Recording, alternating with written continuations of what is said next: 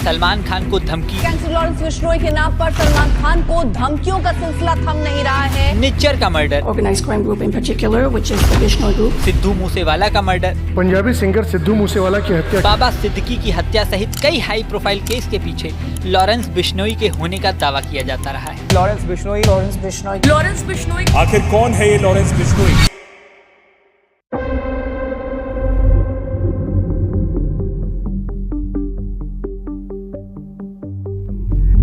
12 फरवरी 1992 को India Pakistan border से 50 kilometre दूर पंजाब के दुत्रावाली गांव में लॉरेंस बिश्नोई पैदा होता है। पिताजी लविंदर सिंह एक पुलिस कांस्टेबल है और मां सुनीता एक हाउसवाइफ। वो बिश्नोई कम्युनिटी से बिलोंग करते हैं जिसके कई मेंबर्स पंजाब, हरियाणा और राजस्थान में पाए जाते हैं। जब वो पैदा होता है तो उसका कम्प्लेक्शन दूध की तरह सफेद है, मानो यूरोपियंस की तरह। तो उसकी माँ ने उसको नाम दिया लॉरेंस, एक ब्रिटिश एडमिनिस्ट्रेटर हेनरी लॉरेंस के ऊपर। पर दूसरे न्यूज आर्टिकल्स कहते हैं कि उसका एक्चुअल नाम बालकरण ब्राड था और उसने स्कूल में अपना नाम बदला क्योंकि उसको लॉरेंस की साउंड अच्छी लगी। उसका परिवार जमींदारों का परिवार था जिनके पास गांव में 110 एकड़ की जमीन है। बचपन लॉरेंस ने गांव में ही बिताया। उसके पेरेंट्स फिर उसका दाखिला करवाते हैं अजम्पशन कॉन्वेंट स्कूल में, जो एक क्रिश्चियन बोर्डिंग स्कूल है आबोहर में। स्कूल में लॉरेंस एक आम लड़के की तरह था। गांव के लोग कहते कि लॉरेंस जमींदारों के परिवारों से एक भोला भाला लड़का था। रोहताश कुमार दुत्रावाली में एक 70 साल के रेजिडेंट कहते कि जब भी वो लड़का घर आता है वो किसी से भी लड़ाई नहीं करता, पर जैसे लॉरेंस बड़ा होता है वो लग्जरीज का लुत्फ उठाता है। 8th क्लास में आते आते वो अपनी खुद की बाइक चलाता है महंगे जूतों के साथ। इस लाइफस्टाइल के बावजूद गांव के लोग कहते हैं कि वो लोकल बच्चों की मदद करता है। ड्रग एडिक्शन से बचाने के लिए वो नौजवानों को क्रिकेट की किट्स देता है। लॉरेंस 10th क्लास में पहुंचता है और उसके साथ वो हुआ जो कई लड़कों के साथ होता है, प्यार। उसके स्कूल में एक लड़की है काजल और वो एक दूसरे को पसंद करने लग जाते हैं। वो मानते हैं कि एक दिन वो शादी करेंगे और अपना फ्यूचर प्लान करने लग जाते हैं। 10th क्लास के बाद दोनों ही लॉरेंस और काजल अपने गांव से चंडीगढ़ आ जाते हैं, जहाँ 11th और 12th के लिए वो चंडीगढ़ के DAV स्कूल में एडमिशन लेते हैं। चंडीगढ़ में लॉरेंस एक हॉस्टल में रहता है और उधर उसका एथलेटिक्स में इंटरेस्ट डेवलप हो जाता है, स्पेशली 1500 मीटर की रेस में।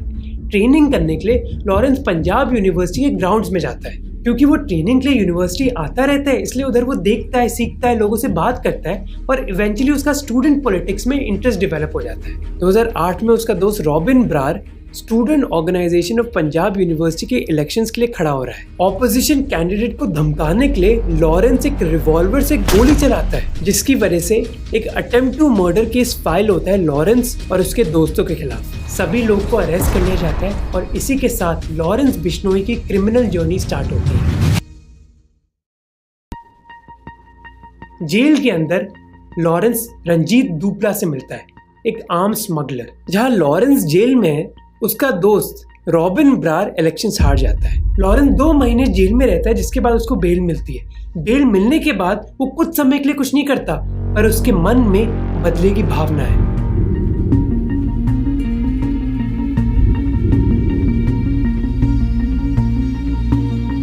कुछ महीने बाद लॉरेंस गोली चलाता है विनिंग कैंडिडेट के भाई पर, जिसके बाद एक और attempt to murder case file होता है उसके खिलाफ और चंडीगढ़ के जेल में वो 6 दिन बिताता है। इस बार लॉरेंस दविंदर बबला से मिलता है, एक लोकल क्रिमिनल। तो एक पैटर्न है, हर बार जब लॉरेंस जेल जाता है वो एक पक्के क्रिमिनल से मिलता है, जिसकी वजह से क्राइम की दुनिया में उसकी एंट्री और गहरी हो जाती है।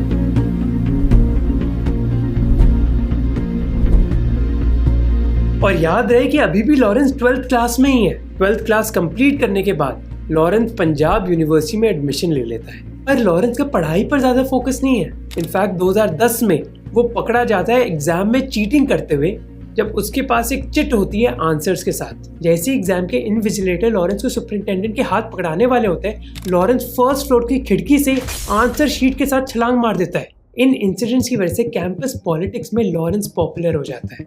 उसके पास पैसा है, स्टाइल है और गट्स है, जिसकी वजह से फॉलोअर्स अट्रैक्ट करना उसके लिए इतना मुश्किल नहीं है। 2010 में यूनिवर्सिटी इलेक्शंस के चेयरमैन पोस्ट के लिए लॉरेंस खड़ा होता है, पर वो ये इलेक्शंस हार जाता है। हारने के बाद जो अपोजिंग ग्रुप होता है वो लॉरेंस और उसकी गर्लफ्रेंड को छेड़ने लग जाता है, जिसके बाद लॉरेंस की जो राइवलरी होती है वो अब पर्सनल हो जाती है। टेंशन इतनी बढ़ जाती है कि राइवल गैंग के लोग काजल को कॉलेज के अंदर जिंदा जला देते हैं लॉरेंस से बदला लेने के लिए।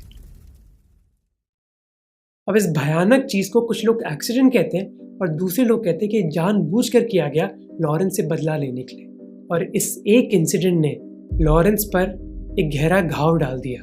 वो लॉरेंस जो अपने गांव के स्कूल में एक साधारण लड़का था, अब यूनिवर्सिटी में आते आते एक गैंगस्टर बन जाता है। पर ये लव एंगल तो एक कहानी है। द हिंदू की रिपोर्ट कहती है कि लॉरेंस ने वायलेंस इस लव स्टोरी की वजह से स्टार्ट नहीं किया। इलेक्शन हारने के बाद लॉरेंस इतना ह्यूमिलिएटेड फील करता है कि वो और उसके दोस्त विनिंग कैंडिडेट को मारते हैं आयरन रॉड के साथ और उसके पैर तोड़ देते हैं। पुलिस के हिसाब से लॉरेंस 2 देसी कट्टों के साथ उसको मारने की भी कोशिश करता है। कुछ समय बाद लॉरेंस और उसका ग्रुप पुलिस को सरेंडर कर देता है और 3 हफ्तों के बाद उनको बेल मिल जाती है और वो डिसाइड करता है कि अगले इलेक्शन तो वो जीत कर ही जाएगा, जिसका मतलब है कि कैंपस में और लड़ाइयों में भाग लेना पड़ेगा। 12 अप्रैल 2010 को सुबह के 4 बजे भूपेंद्र सिंह एक Punjab university student union leader हैं जो चंडीगढ़ के सेक्टर 11A में रहते हैं। भूपेंद्र सुबह उठकर प्रे कर रहे होते हैं जब उनको घर के गेट से कुछ आवाजें सुनाई देती है। जब वो बाहर देखते हैं तो 5 लड़के इंक्लूडिंग लॉरेंस उनके घर में आ गए हैं। वो लोग भूपेंद्र को धमकी देते हैं और उनकी पजेरो और एस्टीम गाड़ियों पर आग लगा देते हैं। जब भूपेंद्र का परिवार चिल्लाता है तो वो सारे लोग एक वाइट एंडेवर गाड़ी में भाग जाते हैं, जिसके बाद सेक्टर 11 पुलिस स्टेशन में उन सभी के खिलाफ एक FIR रजिस्टर करी जाती है। पर इन FIR से लॉरेंस की पॉपुलैरिटी कम नहीं होती। 2011 में वो फिर स्टूडेंट इलेक्शंस लड़ता है और इस बार जीत जाता है। इस साल ਆਪਾਂ लॉरेंस बिश्नोई ਨੂੰ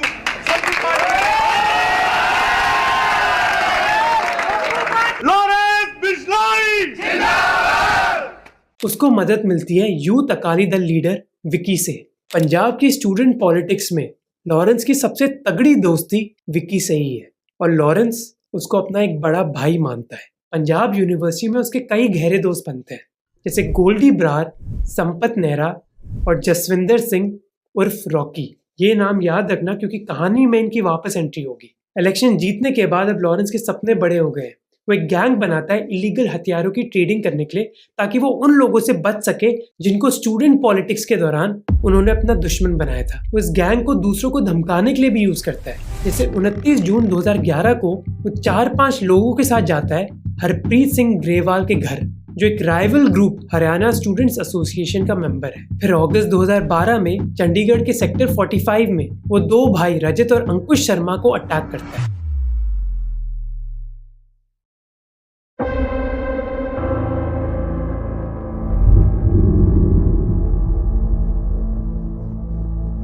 कॉलेज के बाद लॉरेंस अब अपने गैंग का पॉलिटिकल इन्फ्लुएंस बढ़ाना चाहता है और वो ये करता है 2 चीज़ों के जरिए। पहली बात, वो पंजाब यूनिवर्सिटी के अब कैंपस में नहीं है, पर अपने गैंग मेंबर्स को वो इलेक्शंस पर खड़ा करता है कैंडिडेट्स के तौर पे। और दूसरी चीज़, पंजाब यूनिवर्सिटी के अलावा वो दूसरे कैंपसेस में भी अपना निशाना डालता है। जैसे 2013 में मुक्तसर के गवर्नमेंट कॉलेज के स्टूडेंट इलेक्शंस में लॉरेंस का दोस्त एक कैंडिडेट से हार जाता है, जिसके बाद लॉरेंस उस कैंडिडेट को मार गिराता है। अब एक आदमी जो कॉलेज के इलेक्शंस के लिए लोग को मारने के लिए तैयार है, वो बस कॉलेज के इलेक्शंस पर नहीं रुकेगा। लॉरेंस का एक दोस्त उससे मदद मांगता है क्योंकि उस दोस्त का रिश्तेदार लुधियाना के म्यूनिसिपल कॉर्पोरेशन इलेक्शंस में खड़ा हुआ है। अपनी दोस्त की मदद करने के लिए लॉरेंस क्या करता है, वो अपोजिंग कैंडिडेट को मार गिराता है। इसके बाद लॉरेंस जयपुर में अंडरग्राउंड चले जाता है। जब वो छुपा हुआ होता है, वो डिसाइड करता है कि उसको अपना बिजनेस बढ़ाना होगा, जिसकी वजह से वो जयपुर के दारू के ट्रेड में इन्वेस्ट करने लग जाता है। और अब वही लॉरेंस जिसने वायलेंस स्टार्ट किया था कैंपस पॉलिटिक्स में, अब वो ऑर्गेनाइज क्राइम के अंदर घुस गया है इलीगल दारू की इंडस्ट्री में आकर। पर चीजें जल्दी सीरियस होने वाली होती हैं। कुछ महीनों बाद लॉरेंस के कजन अमनदीप को एक गैंग मार गिराती है। लॉरेंस पुलिस को कहता है कि ये मोमेंट उसकी जिंदगी का टर्निंग पॉइंट था। उसके कजन के मर्डर की वजह से वो क्राइम की दुनिया को छोड़ नहीं पाया। अगले 2 सालों के दौरान लॉरेंस उन लोगों का पीछा करता है जिसने उसके कजन अमनदीप को मार गिराया। लॉरेंस की हिट लिस्ट पर बस वो लोग नहीं हैं जिन्होंने अमनदीप को मार गिराया, बल्कि वो लोग हैं जिसने उसके किलर्स को हथियार दिए और उनको बचा के रखा। और जब वो क्राइम की दुनिया में घुस गया है तो पुलिस के साथ एनकाउंटर ज्यादा दूर नहीं है।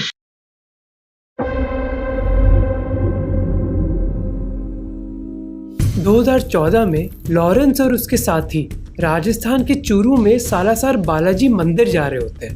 मंदिर के रास्ते पर एक पुलिस चेक पॉइंट होता है, पर लॉरेंस और उसके साथी पुलिस बैरिकेड्स को तोड़कर दर से गुजरते हैं। वो पुलिस ऑफिसर्स पर ओपन फायर भी करते हैं, जिसके बाद एक हाई स्पीड चेज चालू होता है।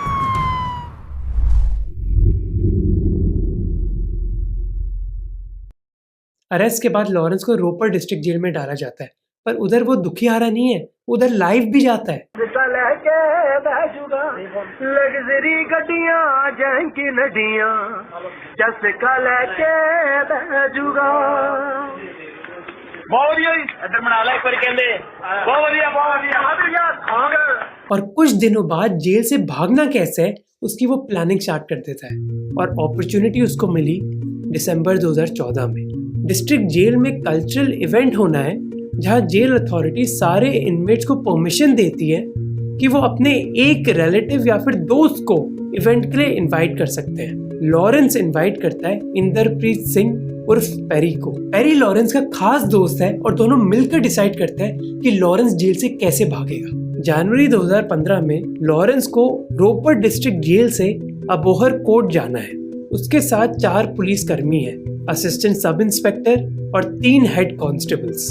कोर्ट की हियरिंग के बाद लॉरेंस और पुलिस टीम मनकपुर गांव में लक्की ढाबा पर रुकते हैं खाना खाने के लिए। उसी समय 2 गाड़ी, एक टोयोटा इनोवा और एक मारुति सुजुकी स्विफ्ट उसी ढाबा पे उतरती हैं। जैसे ही लॉरेंस खाना खत्म करता है, वो पुलिस कर्मी से अपना हाथ छुड़ाता है और मारुति स्विफ्ट के अंदर घुस जाता है। जैसे ही पुलिस कर्मी लॉरेंस का पीछा करने की कोशिश करते हैं, दूसरी गाड़ी टोयोटा इनोवा उनसे टकरा जाती है। तो इससे लॉरेंस को आज़ादी मिल जाती है, पर उसकी किस्मत खराब है क्योंकि कुछ ही टाइम बाद पुलिस उसको वापस पकड़ लेती है। अबोहर पुलिस ने इलाके में लुट्टा खुआ करने वाले मशहूर गैंगस्टर लॉरेंस बिश्नोई गिरोह के 7 मैंबरां को गिरफ्तार किया। इस बार कपूरथला जेल में लॉरेंस को अरेस्ट किया जाता है। अब क्योंकि लॉरेंस पर इतने केसेस लग गए, इसलिए उसकी कस्टडी एक जेल से दूसरी जेल तक ट्रांसफर होती रहती है और इन जेल्स में ही वो दूसरे क्रिमिनल से मिलता है। जर्नलिस्ट रितेश लखी कहते हैं कि राजस्थान के जेल में जाने से पहले लॉरेंस कोई बड़ा क्रिमिनल नहीं था, पर एक बार जाने के बाद वो कई गैंगस्टर्स के साथ कांटेक्ट में आया, जिसने उसका मानो रूप ही बदल दिया। एक पंजाब के पुलिस ऑफिसर बहुत अच्छी तरह समझाते हैं कि पंजाब में गैंग्स काम कैसे करती हैं। वो कहते हैं कि लो लेवल के जो मेंबर्स होते हैं वो या तो ड्रग एडिक्ट्स होते हैं या फिर लोकल क्रिमिनल्स, पर जो टॉप वाले लोग होते हैं वो हमेशा स्टूडेंट पॉलिटिक्स से ही आते हैं। वो कहते हैं यूनिवर्सिटीज नर्सरीज हैं गैंगस्टर्स के लिए, जेल क्राइम के कॉलेजेस, और जेल के अंदर क्रिमिनल्स का एक तगड़ा नेटवर्क बन जाता है, जिससे वो अपनी बड़ी गैंग बना पाते हैं। पुलिस ऑफिसर कहते हैं कि ये जो गैंगस्टर्स हैं, ना ये लवर बॉय है और ना ये बेरोजगार है, इनके परिवारों की एकड़ों में ज़मीन होती है, और क्राइम की दुनिया एंटर करने के बाद उन पर केसेस तो कई होते हैं पर वो कन्विक्ट नहीं होते। ऐसा ही हुआ लॉरेंस के साथ। 2016 में लॉरेंस को एक कोर्ट अक्विट कर देता है। कोर्ट ने कहा कि प्रोसिक्यूशन अक्यूज के खिलाफ एविडेंस दे ही नहीं पाया। इसी तरह दूसरे केसेस में भी लॉरेंस को अक्विट कर दिया गया लैक ऑफ एविडेंस की वजह से। एक पुलिस ऑफिशियल ने कहा कि विटनेसेस इतने डरे हुए होते हैं कि वो टेस्टिफाई नहीं करते और केसेस कोलैप्स हो जाते हैं। पर सेम साल 2016 में एक अटेम्प्ट टू मर्डर केस में लॉरेंस कन्विक्ट हो जाता है। अब दूसरे केस में लॉरेंस कन्विक्ट तो होता है, पर बस 2 सालों के लिए, बस 2 साल की सजा, क्योंकि attempt to murder charges prove ही नहीं होते। लॉरेंस कन्विक्ट होता है कॉजिंग इंजरी और राइटिंग के केसेस पर, इसलिए कोर्ट उस पर 4,000 रुपये का जुर्माना लगाता है और 2 साल की कैद। अब पंजाब में गैंग वायलेंस ऊंचाई तक पहुंच गया है। 2016 में पंजाब पुलिस एक स्पेशल टास्क फोर्स भी सेटअप करती है गैंगस्टर्स को काउंटर करने के लिए। वो एक डिटेल लिस्ट बनाते हैं उन गैंगस्टर्स की जो अरेस्टेड हैं पर अभी जेल से ऑपरेट कर रहे हैं। उनमें से एक का नाम लॉरेंस बिश्नोई। तो लॉरेंस अभी कोई नेशनल गैंगस्टर नहीं है, बल्कि वो पंजाब में कई गैंगस्टर्स की तरह है, पर थोड़ी देर में वो कुछ करेगा जो ये चीज़ बदल देता है। अभी के लिए तो वो जेल में एंजॉय कर रहा है, जैसे इस वीडियो को देखो। और जब लॉरेंस जेल में है, बाहर उसका दोस्त रॉकी उसका ऑपरेशन एक्सपैंड कर रहा है। रॉकी की मदद से लॉरेंस हथियारों को स्मगल करता है राजस्थान के श्री गंगानगर और भरतपुर शहरों में। दूसरी स्टेट्स में अपने ऑपरेशन को बढ़ाने के लिए वो लोकल माफिया ग्रुप्स के साथ काम करता है। जैसे हरियाणा में वो लोकल गैंगस्टर दीपक कुमार तीनों के साथ काम करता है और जोधपुर में लोकल गुंडे हरेंद्र चौधरी के साथ। अब लॉरेंस अपनी पब्लिक इमेज पर भी काम करने लग जाता है। जैसे जेल से वो ऐसे वीडियोस रिलीज करता है जहाँ लॉरेंस भगत सिंह की फोटो के साथ सरफरोशी की तमन्ना की कविता बोलता है। सरफरोशी की तमन्ना अब हमारे दिल में है, देखना है जोर कितना बाजुए कातिल में है। वो सोशल मीडिया से दुनिया को कहता है कि जो काम पुलिस नहीं कर पाएगी वो मैं करूंगा। जैसे मार्च 2017 में राजस्थान के एक गांव में जमीन के विवाद के चलते एक नौजवान लड़की को आग से जला दिया जाता है। तो लॉरेंस बिश्नोई के फेसबुक पेज पर एक पोस्ट आता है, कानून चले ना चले इसका अब हम करेंगे हिसाब अपने हिसाब से। लॉरेंस जरूर जेल में, पर आम जनता के बीच पॉपुलर कैसे होना है और अपना धंधा कैसे चलाना है दोनों ही वो जानता है। अब पुलिस कहती है कि लॉरेंस के सेल में जैमर लगे हुए हैं जिसकी वजह से वो मोबाइल फोन यूज ही नहीं कर सकता। उल्टा वो कोर्ट हियरिंग के दौरान सीक्रेट कोड से इंफॉर्मेशन पास करता है अपने दोस्तों को। अब जैमर जरूर लगे होंगे पर लॉरेंस तो फिर भी वसूली की कॉल कर पाता है जेल से ही। 2017 में फरीदकोट जेल से वो कई सिंगर्स और बिजनेसमैन को वसूली के कॉल करता है। इन धमकी के कॉल से जो पैसा मिलता है उनको वो हथियार खरीदने में यूज करते हैं। 27 नवंबर 2017 को लॉरेंस के सेल से एक माइक्रोफोन मिलता है जो क्लियरली दिखाता है कि लॉरेंस बाहर के लोगों से कम्युनिकेट कर पा रहा है। और पुलिस इस बात से भी सरप्राइज हो जाती है कि लॉरेंस जेल में पर उसकी बाहर गैंग एक्सपैंड कर रही है। भला कैसे? एक पुलिस इंस्पेक्टर जिन्होंने लॉरेंस को कई बार अरेस्ट किया है वो कहता है कि लॉरेंस से उन्होंने ये सवाल कई सालों पहले पूछा था और लॉरेंस ने कहा कि इसका जवाब है सोशल मीडिया। लॉरेंस अपने सोशल मीडिया को एक रिक्रूटमेंट टूल की तरह देखता है और उसने कहा कि कई नौजवान जो अपने अर्ली 20s में हैं वो उसके फेसबुक पेज के जरिए उसको मैसेज करते हैं कि वो उसकी गैंग में शामिल होना चाहते हैं। फरीदकोट के एसएसपी चरणजीत सिंह कहते हैं कि ये गैंगस्टर्स पैसे के लिए काम नहीं करते बल्कि नाम और शान के लिए करते हैं। 2017 में लॉरेंस हरियाणा, पंजाब और राजस्थान स्टेट्स में तो पॉपुलर हो गया है पर 2018 में वो एक ऐसी चीज करता है जिससे वो देश भर में पॉपुलर हो जाता है।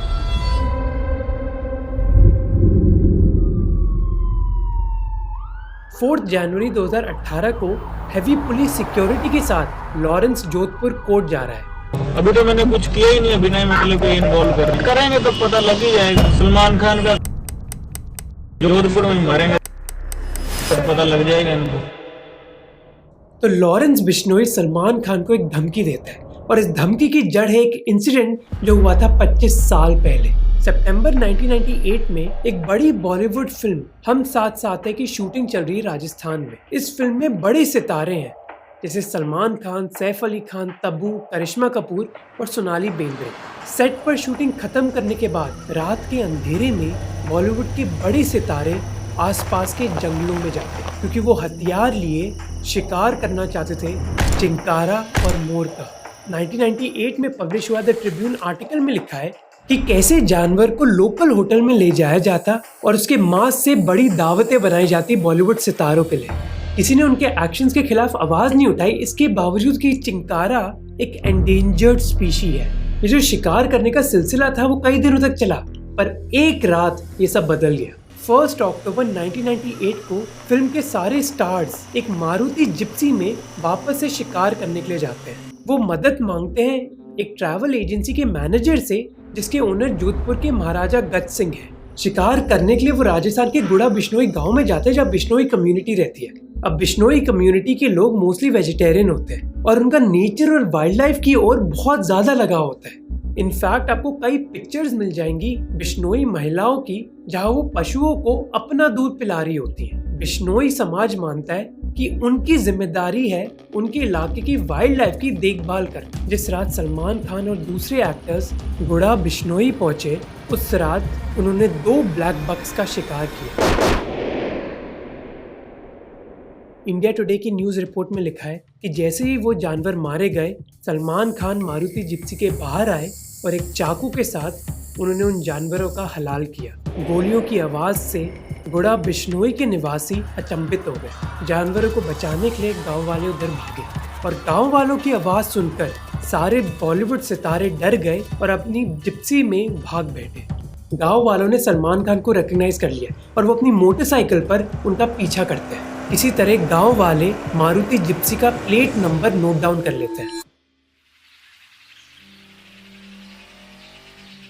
अगले दिन गांव वाले फॉरेस्ट ऑफिशियल्स के पास जाते हैं कंप्लेन लेकर, पर ऑफिशियल्स कुछ करते नहीं है, बल्कि वो इस बात को टालते रहते हैं। हड़बड़ी वो तब मचाते हैं जब दैनिक भास्कर अखबार में इसके बारे में एक रिपोर्ट छपती है, जिसके बाद फॉरेस्ट ऑफिशियल्स इन्वेस्टिगेशन करने के लिए गुड़ा बिश्नोई गांव पहुंचते हैं और उस जिप्सी को सीज करते हैं जो अलेजिडली शिकार करने के लिए यूज करी हुई थी। गाड़ी की तहकीकात करने के बाद ऑफिशियल्स कहते हैं कि 26 और 28 सितंबर के दिन सलमान खान ने चिंकारा का शिकार किया था। इन्वेस्टिगेशन पर दबाव बनाने के लिए गांव वाले जोधपुर जाते धरने के लिए। 9 अक्टूबर को फॉरेस्ट ऑफिशियल सलमान खान, सैफ अली खान, तब्बू, सोनाली बेंद्रे और नीलम कोठारी को हम साथ साथ के सेट से अरेस्ट करते हैं। जैसे ही क्वेश्चनिंग स्टार्ट होती है तो तीनों एक्ट्रेसेस तब्बू, सोनाली बेंद्रे और नीलम रोने लगती हैं। वो मान जाते हैं कि वो गांव जरूर गई थी पर उन्होंने गोली नहीं चलाई। वो कहते हैं कि उन्होंने ताली जरूर बजाई थी जब शिकार हुआ था,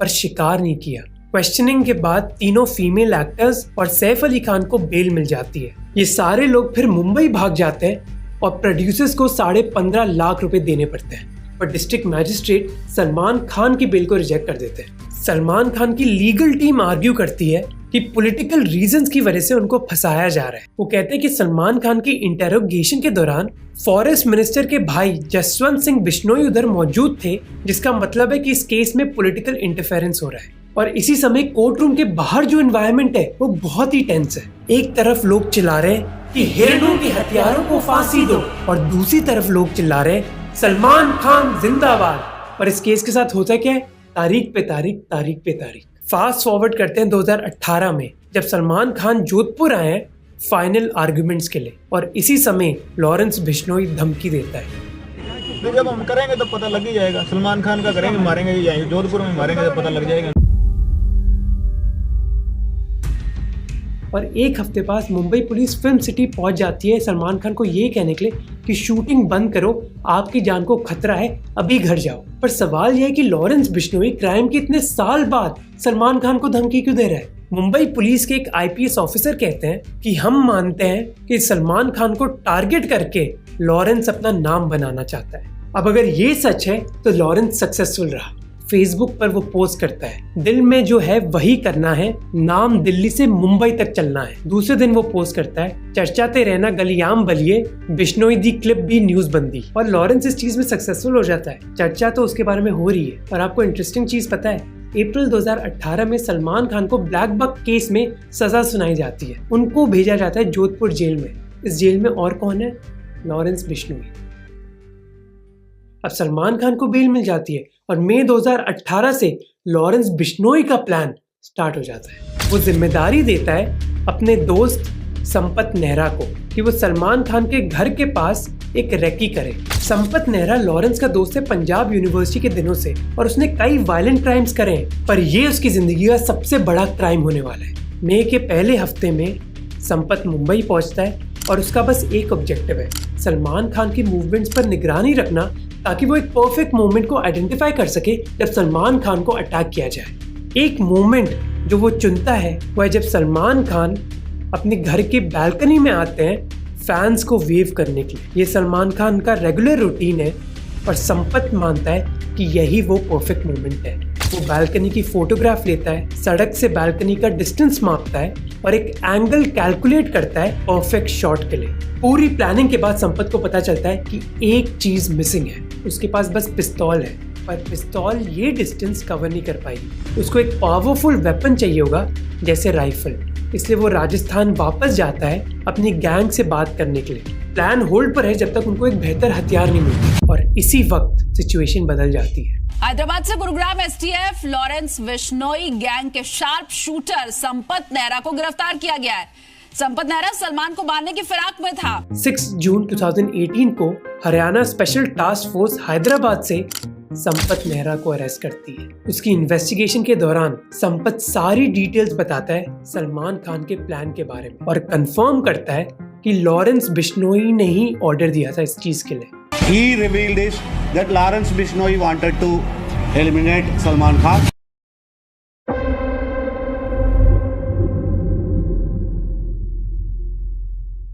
इस केस के पब्लिश होने के बाद लॉरेंस बिश्नोई और पॉपुलर हो गया।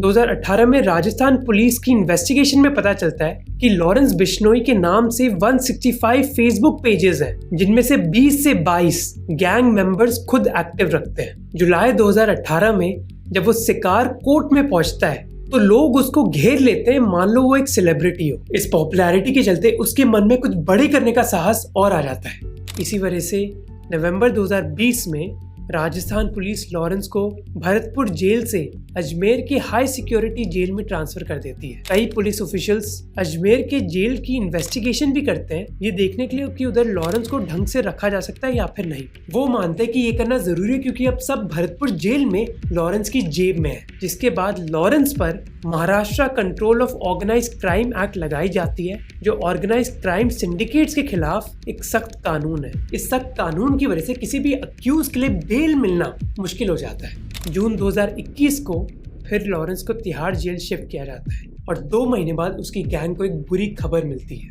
अगस्त 2021 उसके खास आदमी विकी को मार गिराया जाता है, जिसके बाद लॉरेंस एक पोस्ट करता है, जो भी इस भाई की मौत का जिम्मेदार है वो अपनी मौत की तैयारी कर ले, इसका रिजल्ट थोड़े दिनों में मिल जाएगा।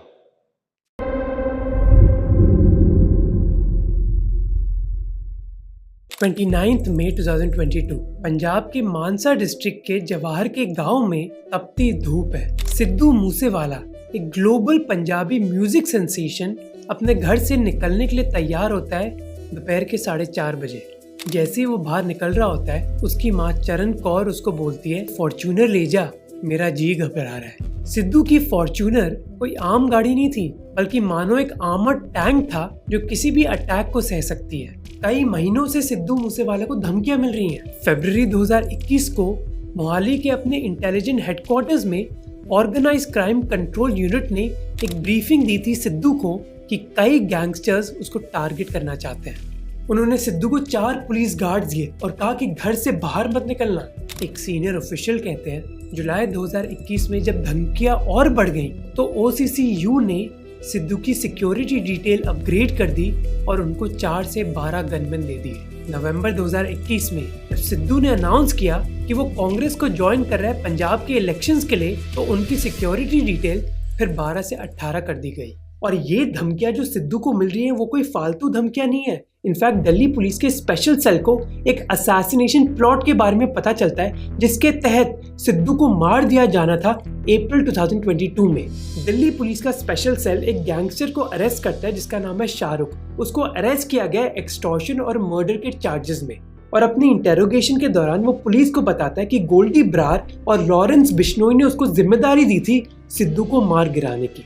सिद्धू मूसेवाला की मूवमेंट्स पर नजर रखने के लिए शाहरुख ने कई रैकीज करी थी, पर क्योंकि सिद्धू की बहुत बड़ी प्रोटेक्शन होती थी और वो हर समय फैन से घिरा होता था, इसलिए शाहरुख ने प्लान कैंसिल कर दिया और उसने लॉरेंस को बोला कि इस काम को खत्म करने के लिए मुझे एक लॉन्ग रेंज हथियार चाहिए होगा, जैसे एक स्नाइपर राइफल। पर एक नए प्लान बनने से पहले ही शाहरुख अरेस्ट हो गया। इस वक्त की बड़ी खबर, दिल्ली से गिरफ्तार शाहरुख नाम के गैंगस्टर का नाम सामने आ रहा है।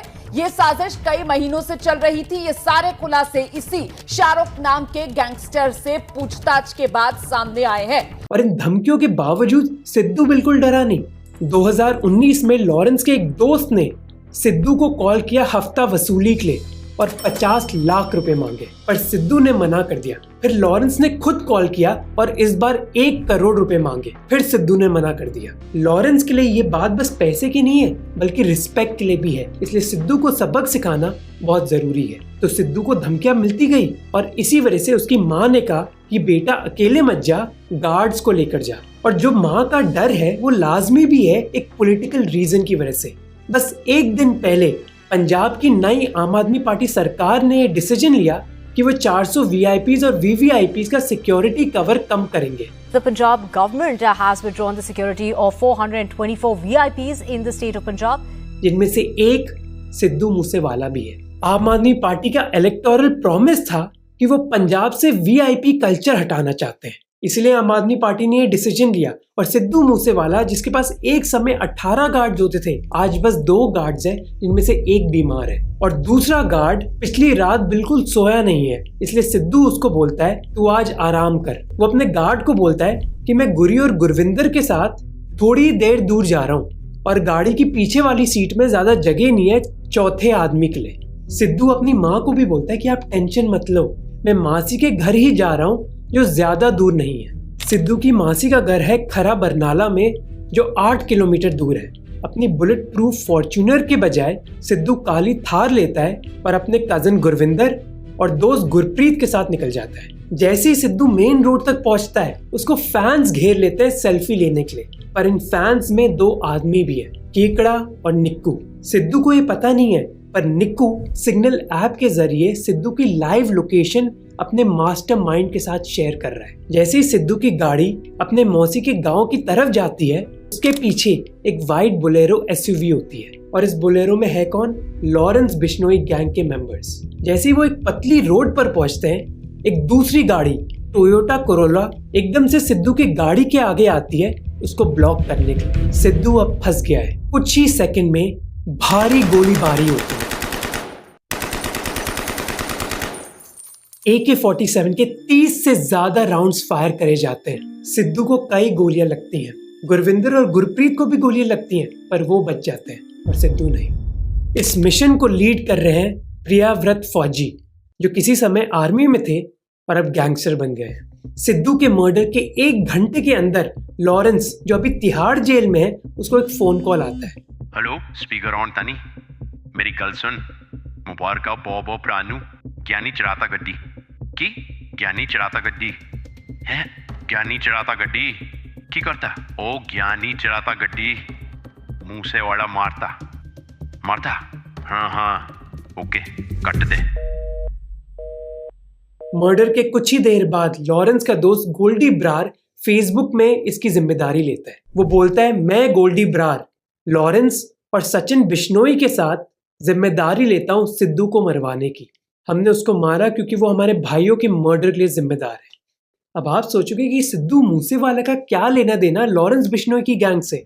मैं आपको समझाता हूँ। याद है मैंने आपको विक्की के बारे में बताया था, लॉरेंस का करीबी दोस्त जिसको मार गिराया गया था। विक्की को मारा था लॉरेंस की एक राइवल गैंग ने, जिसका नाम है बम्बीहा गैंग। सिद्धू मूसेवाला के मर्डर के 1 दिन बाद लॉरेंस ने दिल्ली पुलिस को बताया कि मैंने सिद्धू को मारा क्योंकि वो बम्बीहा गैंग को सपोर्ट करता है। लॉरेंस कहता है कि सिद्धू ने अपने गाने में बम्बीहा की तारीफ करी। अमृत मान के साथ सिद्धू मूसेवाला ने गाना गाया बम्बीहा बोले।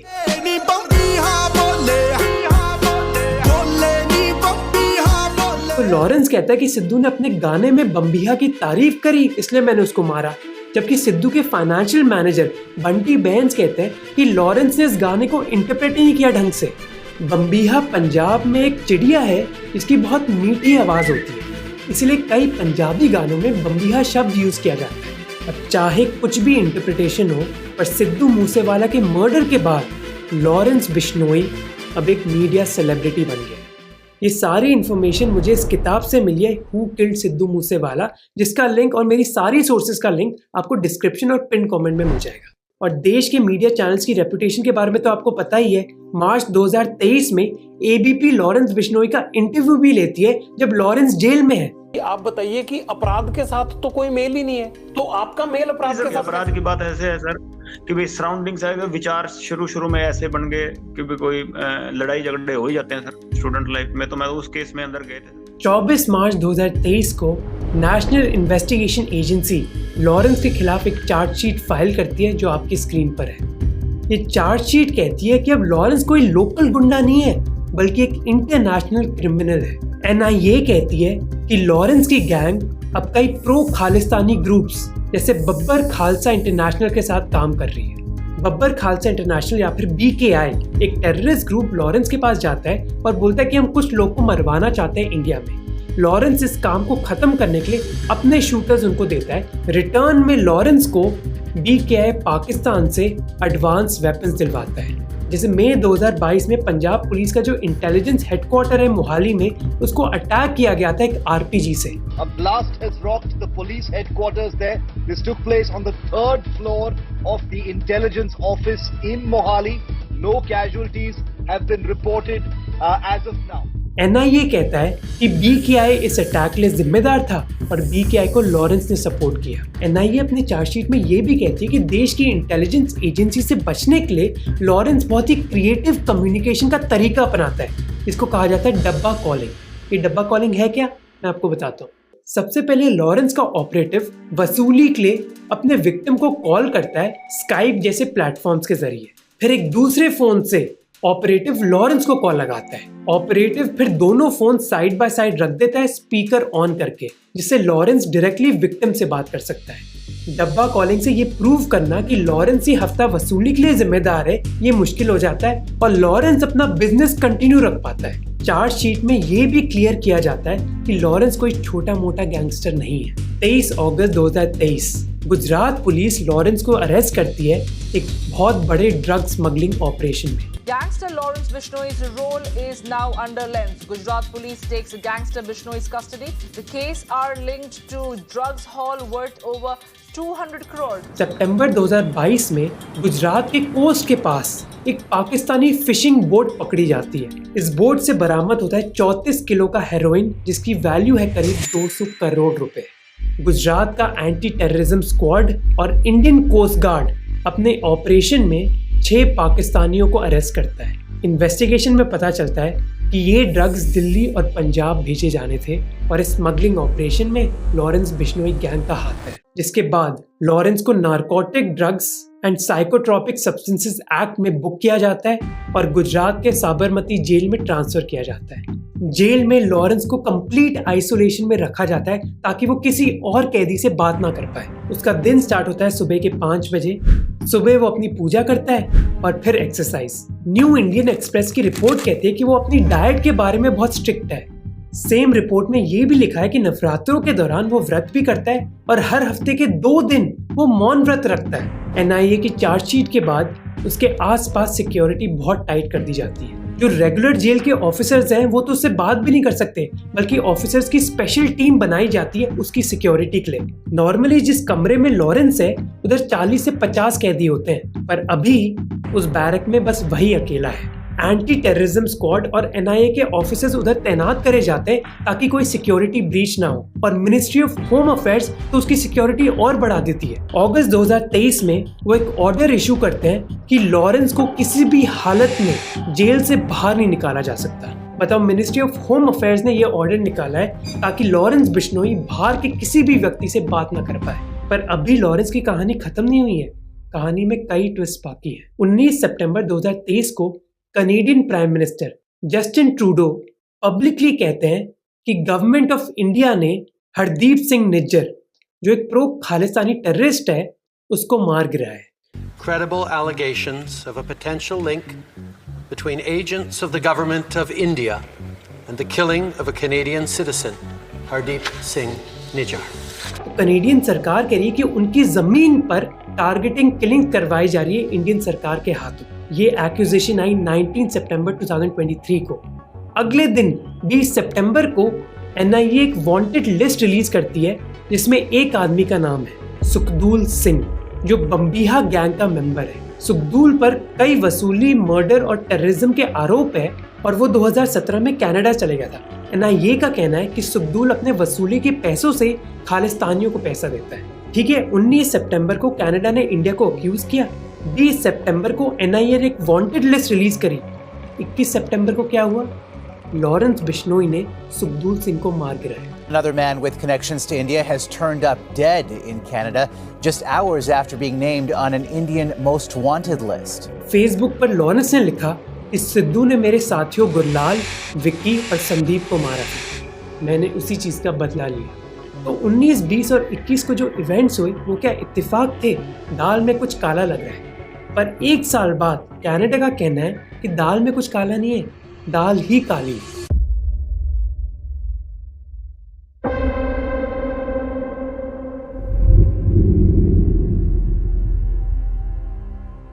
16 अक्टूबर 2024 को Canadian prime minister Justin Trudeau अपने इल्जाम को रिपीट करते हैं।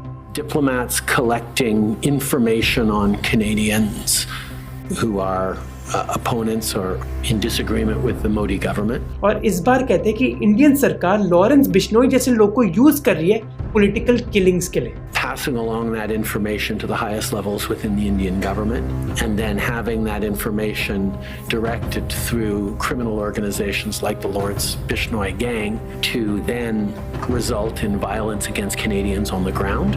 तो कनेडियन सरकार कहती है कि वही आदमी जो एक हाई सिक्योरिटी जेल में है, इंडियन सरकार उसको यूज कर रही है टारगेटिंग किलिंग्स करवाने के लिए। कनेडियन पुलिस कहती है कि इंडियन एम्बेसी के डिप्लोमेट्स कनेडियंस पर इंटेलिजेंस कलेक्ट कर रहे हैं जो मोदी सरकार के खिलाफ है। फिर इंडियन गवर्नमेंट ये इंटेलिजेंस लॉरेंस बिश्नोई जैसे लोगों को दे देती है जो इंडियन सरकार के लिए उन लोगों को मार गिराते हैं। कनेडियन सरकार का दावा है कि 2022 और 2024 के बीच लॉरेंस बिश्नोई के गैंग ने कई कनेडियंस को मार गिराया, इंक्लूडिंग हरदीप सिंह निज्जर। अब हरदीप सिंह निज्जर है कौन, इस पर मैंने एक डिटेल वीडियो बनाया था, तो अब इसके बाद देख सकते हो। और इंडियन सरकार का क्या रिप्लाई है? इंडियन सरकार ने कहा कि ये सारी फालतू बातें हैं, वो लॉरेंस के साथ क्यों काम करेंगे। इनफैक्ट इंडियन ऑफिशियल्स कहते हैं कि वो कई समय से कनेडियन सरकार को कह रहे हैं कि वो लॉरेंस के गैंग के मेंबर्स जैसे गोल्डी ब्रार को इंडिया एक्स्ट्राडाइट करें। रणधीर जायसवाल जो इंडिया के फॉरेन मिनिस्ट्री स्पोक्सपर्सन है, वो कहते हैं कि कनाडा हम पर इल्जाम कैसे लगा सकता है उन क्रिमिनल्स को यूज करने का जिनको हम खुद इंडिया घसीटना चाहते हैं। इंडियन सरकार कहती है कि ये सब तो कनाडा का बहाना है क्योंकि वो खुद खालिस्तानियों को रोकना नहीं चाहते। तो इंडिया और कनाडा के बीच तो बवाल मच गया है, और इस बवाल के बीच में कौन है? लॉरेंस बिश्नोई। और लॉरेंस जानता है कि अपने आप पर मीडिया अटेंशन रखना कैसे।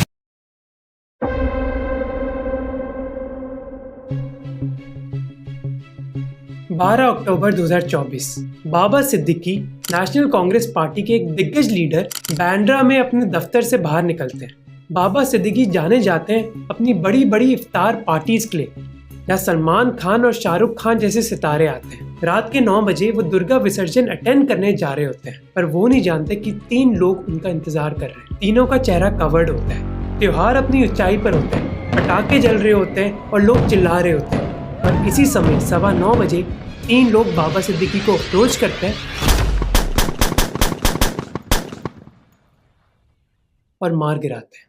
उनको तुरंत लीलावती अस्पताल ले जाया जाता है और 11:27 में उनको डेड डिक्लेयर कर दिया जाता है। लॉरेंस बिश्नोई गैंग की हर किलिंग की तरह इस किलिंग के बाद भी एक फेसबुक पोस्ट आता है, सलमान खान हम ये जंग चाहते नहीं थे, पर तुमने हमारे भाई का नुकसान करवाया।